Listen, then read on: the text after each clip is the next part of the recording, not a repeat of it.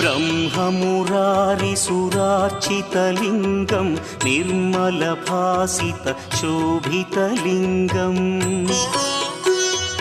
जन्मजदुःखविनाशकलिङ्गं तत्प्रणमामि सदा शिवलिङ्गम् देवमुनिप्रवरार्चितलिङ्गं कामदहन करुणाकरलिङ्गम् रावणदर्पविनाशकलिङ्गं तत्प्रणमामि सदा शिवलिङ्गम्